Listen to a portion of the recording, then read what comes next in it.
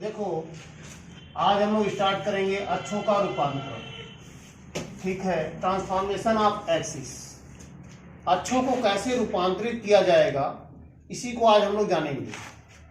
इसमें 3 परिवर्तन होता है। एक होता है मूल बिंदु का परिवर्तन, दूसरा मूल बिंदु को स्थिर रखकर, यानी मूल बिंदु को परिवर्तित नहीं करना है, अक्षों को थीटा कोण पर परिक्रमण करना है, यानी मूल बिंदु को स्थिर रखकर अक्षों को थीटा कोण पे घुमा देना है। तीसरा है मूल बिंदु को h, k पर स्थानांतरित करके अक्षों को थीटा कोण पर परिक्रमण करना। इसमें हम लोग पहला देखेंगे मूल बिंदु का परिवर्तन। मूल बिंदु का परिवर्तन कैसे करते हैं, जैसे देखिए ये आपका अक्ष है, x अक्ष और y अक्ष, ये है x एक्सिस और ये है y एक्सिस। ठीक है, अब मान लीजिए ये कोई पॉइंट है P x, y। इसका मतलब क्या हुआ, यहां से आप लंब डाल दो तो ये दूरी x हो गई और ये दूरी y हो गई, और इस अक्ष का ओरिजिन जो है वो 0 0 है, मूल बिंदु 0 0 है। लेकिन हम अब इस मूल बिंदु को यहां से हटाकर कहीं और रख रहे हैं। मान लो हमने उस मूल बिंदु को यहां पर ले आया। ठीक है, अब हमारा यहां नया अक्ष बनेगा। ये बिंदु मान लो h, k है। मूल बिंदु को आपने यहां स्थानांतरित कर दिया, पहले O पर था, अब ये O डैश हो गया। ठीक है, पहले O पर था, अब ये O डैश पर चला गया, h, k पे आ गया। अब ये नया अक्ष बना आपका x अक्ष और ये y अक्ष। ठीक है, अब देखो इस अक्ष के सापेक्ष इस बिंदु का कोऑर्डिनेट जो था वो x, y था, इस अक्ष पुराने वाले अक्ष के साथ। अब इस वाले अक्ष से इस बिंदु का निर्देशांक बदल जाएगा, तो इस बिंदु का जो निर्देशांक है वो इस अक्ष के सापेक्ष कितना होगा, यही निकालना है। तो अब ध्यान से देखिए, ये हमने बोला कि बिंदु P का निर्देशांक x, y है, अर्थात ये दूरी x हो गई, ये दूरी y हो गई। ठीक है, अब यहाँ h, k है, इसका मतलब जो है h कितना होगा, ये वाली दूरी h होगी और ये वाली दूरी k होगी। ठीक, तो ये दूरी कितना होगा, अब देखो इस अक्ष के सापेक्ष इसको बताना है, तो ये दूरी देखना होगा। अब देखो ये x है और ये दूरी h है, तो ये दूरी कितनी होगी, x माइनस h, और ये दूरी y है, ये दूरी k है, ये दूरी कितनी हो गई, y माइनस k। तो इस बिंदु, अब नए अक्ष के सापेक्ष बिंदु P के निर्देशांक, नए अक्ष के सापेक्ष बिंदु P के निर्देशांक क्या मिला हमको, कैपिटल X बराबर, अब ये जो है ना, अब कैपिटल X हो जाएगा, कैपिटल Y हो जाएगा, या x डैश y डैश कुछ भी लिख सकते हो। तो ये दूरी कितनी मिली हमको, x माइनस h। y बराबर क्या मिला, y माइनस k। यहां से अगर मान लो हम कहीं नए अक्ष के सापेक्ष किसी बिंदु का निर्देशांक दिया रहे और उसको पुराने अक्ष के सापेक्ष बताना हो, तो हम ऐसे भी निकाल सकते हैं, x बराबर x प्लस h और y बराबर y प्लस k। ये हमारा निर्देशांक मालूम हो गया। ठीक है, ऐसे निकालेंगे। x बराबर जब नया निकालना होगा तो x बराबर x माइनस h, y बराबर y माइनस k। हम इसको दिखाते हैं एक उदाहरण से। देखिए एक एग्जांपल दे रहे हैं आपको। जैसे मान लो ये x अक्ष और ये y अक्ष के सापेक्ष एक बिंदु P है, ये इसका कोऑर्डिनेट 3, -5 है। चूंकि ये चतुर्थ में होने के कारण एक प्लस एक माइनस है। ये बिंदु 3, -5 है, यहां से इसका ओरिजिन 0 0 है। ठीक है, अब मान लो यहां एक बिंदु है -2, 3, इस बिंदु के सापेक्ष अब इसका बताना है, यानी आप मूल बिंदु को हम यहां से यहां ट्रांसफर कर रहे हैं।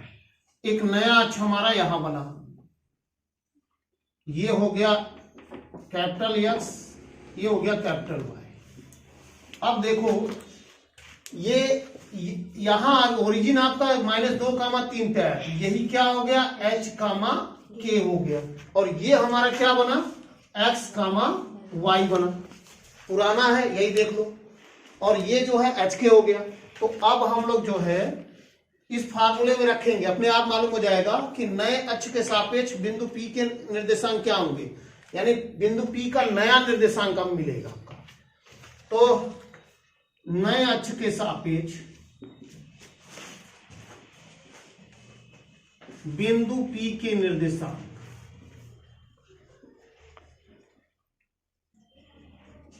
तो कैपिटल X बराबर है x माइनस h। ये देखो ये है x हमारा कितना है 3, h कितना है -2, ये हो गया 5। y बराबर हमारा क्या हो गया y माइनस k, y है हमारा -5, k -3, तो ये हो गया -8। तो बिंदु P का निर्देशांक नए अक्ष पर ये हो जाएगा 5, -8। अब ये इस अक्ष के सापेक्ष जो है यही बिंदु का निर्देशांक 5, -8 हो गया। ठीक है, ऐसे भी देख लो। अब ये तो सूत्र से हुआ कि हम लोग सूत्र में डायरेक्ट रख दिए तो फटाक से मालूम हो, लेकिन अगर हमको सूत्र नहीं भी याद है तब भी आप कर सकते हो। देखो पहले आप पुराना अक्ष बनाओ, ये x अक्ष है, ये y अक्ष है, इस बिंदु को आपने दर्शाया। अब हम मूल बिंदु को यहां स्थानांतरित किया -2,3 पर, तो अब देखेंगे कि ये -2,3 का मतलब ये द्वितीय में होने कारण ये माइनस प्लस है, दूरी इसकी जो है वो 2 है और 3 है। इसका मतलब ये वाली दूरी जो है x अक्ष पर जो है वो कितना है 2 है, ये 2 हो गया, और y अक्ष वाली दूरी कितनी हो गई है 3 हो गया, ये दूरी 3 हो गई। अब यहां देखेंगे, अब देखो ये 3, -5 है, तो ये इस ओरिजिन O के सापेक्ष यहां से आप देखोगे, यहां पे हम लंब डाल दिए तो ये दूरी 3 है, और ये वाली दूरी कितनी है 5 है। प्लस माइनस नहीं देखते, प्लस माइनस चलो जिस चतुर्थांश में पड़ता है उसके हिसाब से हम लोग लगा लेते हैं, दूरी पॉजिटिव ही होती है, ये चतुर्थ में होने का प्लस और माइनस है। तो ये यहां से अब देखो, यहां से देखना है ये दूरी कितनी होगी, तो ये वाली दूरी देखो, ये दूरी कितनी बनी 2, 3 कितना बना 5, ये बना 5। ठीक है, तो ये वाली दूरी 5 हो गई, और ये वाली दूरी कितनी बनी यहां से देखो, तो ये 3 है और ये 5 है, 5 और 3 कितना हो गया 8। तो इस बिंदु का निर्देशांक जो मिला हमको वो मिला 5, 8। चूंकि चतुर्थ में है तो हम लोग क्या लगाएंगे प्लस और माइनस। इस प्रकार इस बिंदु का निर्देशांक नए अक्ष के सापेक्ष आपको मिला 5, -8। दूसरा जो है मूल बिंदु को स्थिर रखकर अक्षों को थीटा कोण पर घुमाने पर। अभी हम लोग मूल बिंदु को परिवर्तित कर रहे हैं, अब मूल बिंदु को स्थिर रखेंगे, केवल अक्ष को घुमा देंगे। देखिए जैसे ये है x अक्ष और y अक्ष, इसका ओरिजिन जो है वो है 0, 0। अब हम क्या किए, जैसे मान लो यहाँ एक पॉइंट है P x, y है, वो इस अक्ष के सापेक्ष है। ठीक है, एक्स वाई समतल में है ये बिंदु P x, y है। अब हम अक्षों को घुमा रहे हैं, थीटा कोण पर घुमा दिए। ये थीटा कोण पे जब घुमाएंगे तो x यहां गया तो y इसके लंबवत जाएगा, ये लंब है। अब ये हमारा हो गया x अक्ष और y डैश अक्ष।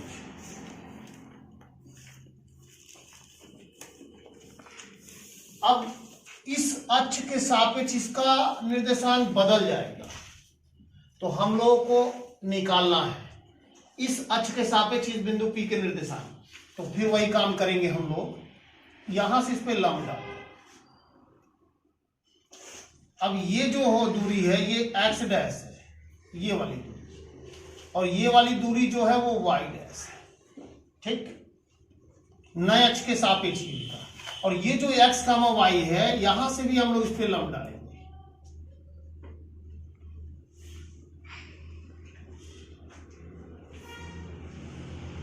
ये लंब डाला आपने, एक्स कामा वाई है तो ये दूरी एक्स हो गई, और ये वाली दूरी कितनी हो गई, वाई। ये हो जाएगा। अब यहां से हम इस पर फिर लंब डाल रहे हैं, यानी बिंदु यन से इस पर डाला गया लंब एम है।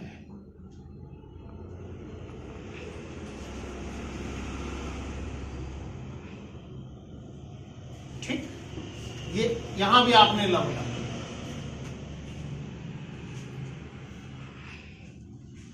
ये वाई डैश है। तो अब हम लोग जो है P M, M N, O R, N R ये निकालेंगे, तभी हमको एक्स डैश और वाई डैश मिलेगा।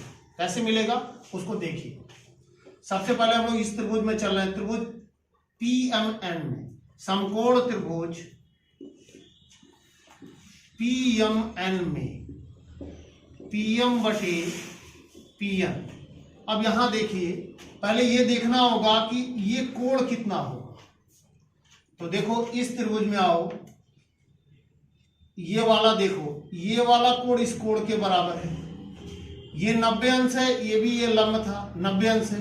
किसी भी त्रिभुज के दो कोण बराबर हो गए तो तीसरा अपने आप बराबर हो गया, तो ये भी कोण थीटा, ये थीटा है। अब हम लोग इस त्रिभुज में चल रहे हैं, पीएम और एमएन निकालेंगे। तो पीएम बटे पीएन बराबर, अब देखिए ये थीटा है तो ये आधार होगा, क्योंकि ये लंब है, लंब के सामने कर्ण होता है, ये कर्ण हो गया।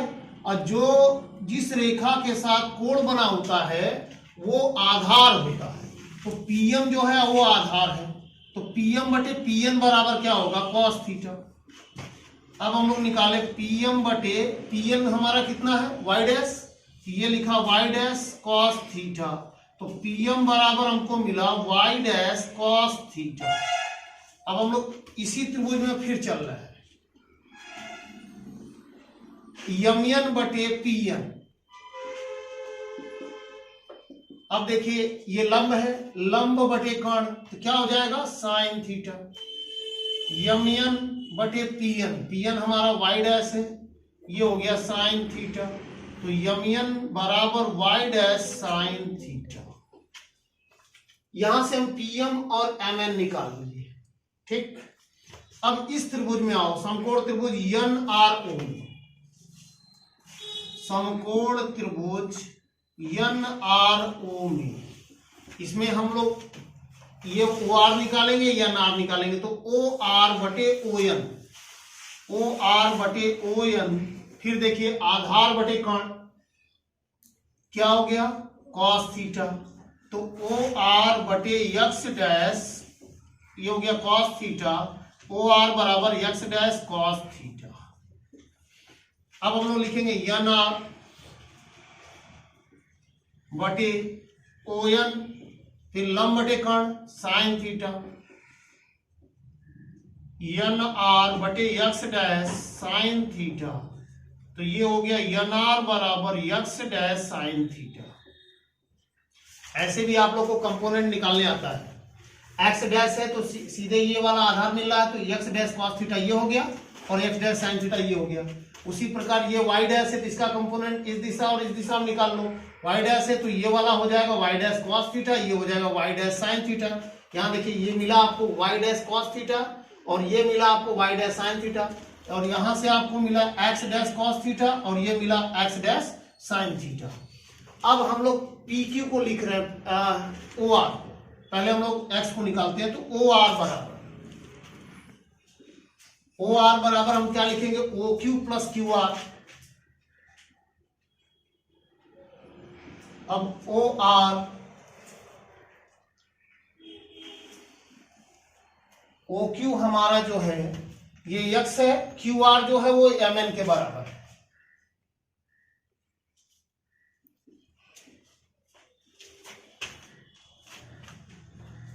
ओ आर देखिए हम यहां निकाल रखे हैं एक्स डैश कॉस थीटा, और ओ क्यू एक्स है, यम एन भी हम निकाल रखे हैं वाई डैश साइन थीटा। यहां से हमको x बराबर मिला x dash cos theta minus y dash sine theta. ये x बराबर एक फार्मूला मिल गया आपको, इसको दे दिए इक्वेशन 1। अब PQ निकालते हैं, तो PQ बराबर PM प्लस MQ।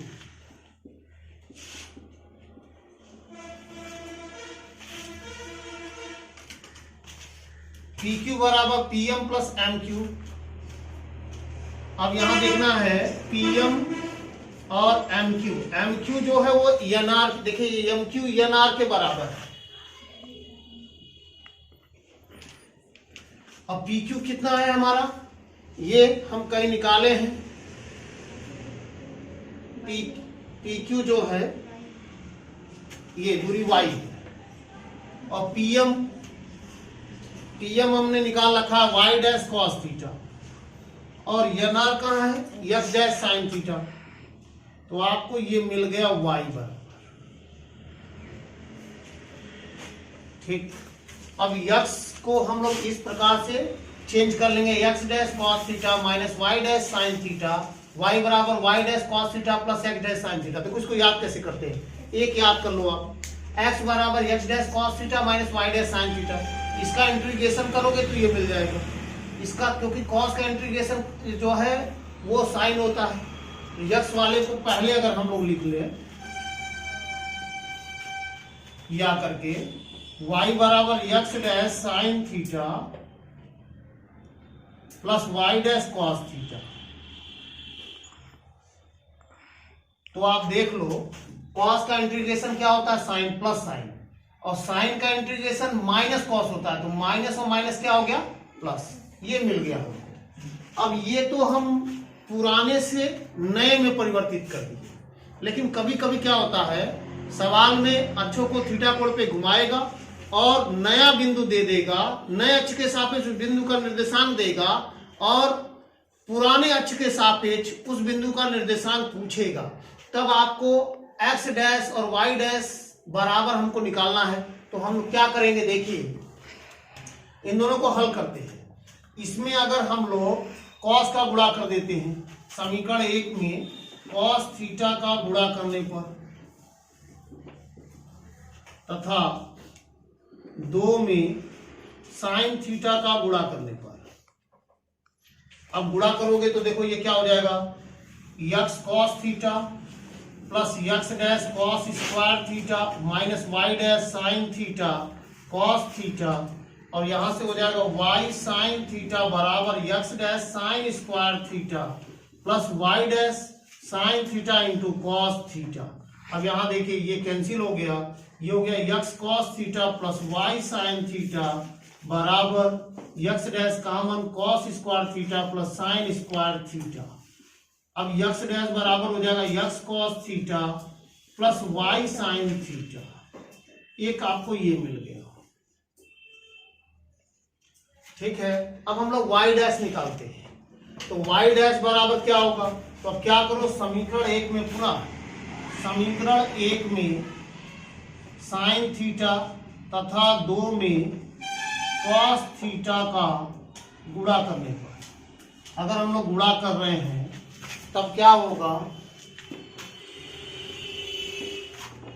अब देखिए इसमें साइन थीटा का गुणा किया तो ये हो गया x साइन थीटा बराबर x dash sine theta into cos theta minus y dash sign square theta. अब इसमें जो है कॉस थीटा का गुणा कर रहे हैं, y कॉस थीटा बराबर x dash sine theta cos theta plus y dash cos square theta. अब देखिए यहाँ घटा दीजिए, ये कैंसिल हो गया, ये हो गया x sine theta minus y cos theta, इसमें माइनस वाई डैश कॉमन ले लो तो sine square theta plus cos square theta. तो यहाँ से आपको मिला माइनस वाई डैश बराबर x sine theta minus y cos theta. तो y डैश बराबर हो गया minus x sine theta plus y cos theta. अब यहां देखो, एक इसको याद कर लो। एक चीज और भी ध्यान रखना, अगर आप एक याद कर लोगे ना तो दूसरा बस आप ऐसे याद कर लो कि ये माइनस में है तो ये प्लस में होगा। जैसे ये x बराबर x dash cos theta minus y dash sine theta, फिर उसका इंटीग्रेशन करोगे ये मिलेगा। और प्लस में याद करके याद रखना, ये डैश यहां आ जाएगा और डैश यहां से हट जाएगा, तो x cos theta plus y sine theta हो गया। इसका डिफरेंशिएट करेंगे तो ये मिलेगा। देखो डिफरेंशिएट कॉस का माइनस होता है तो ये माइनस हो गया, साइन का प्लस होता है प्लस कॉस थीटा, तो ये देखो ये हो गया। तो इस प्रकार आपको एक याद रखना है, दूसरा अपने आप मिल जाएगा। अब तीसरा जो है पॉइंट कि मूल बिंदु को h, k पर स्थानांतरित करके अक्षों को थीटा कोण पर घुमाने पर तब क्या होगा, सब कुछ वही जो आप पहले करते थे। पहले भी आप क्या करते थे, उसमें h प्लस कुछ करते थे और k प्लस कुछ करते थे, इसमें भी वही करना है। पहले हम लोग यानी मूल बिंदु को परिवर्तित कर लेंगे। जैसे ये मूल बिंदु यहाँ पे है, अब यहाँ आ गया, यहाँ आने के बाद पहले ऐसे आया फिर घूम गया, तो आप एक बार उसको मूल बिंदु को परिवर्तित करो, दूसरी बार उसको थीटा कोण पे घुमा दो।